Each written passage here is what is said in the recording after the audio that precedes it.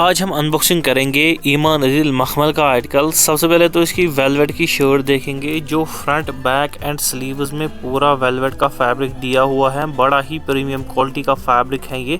इसके बाद neckline patch की बात करेंगे जो हैंड वर्क में दिया हुआ है, बड़ा ही ब्यूटीफुल। इसके बाद पैच जो बॉटम की बात करेंगे जो शर्ट के नीचे लगना है, ये भी थ्रेड वर्क में। इसके बाद साइड स्लिट पैचेस और इसका ट्राउजर जामावर में रहेगा।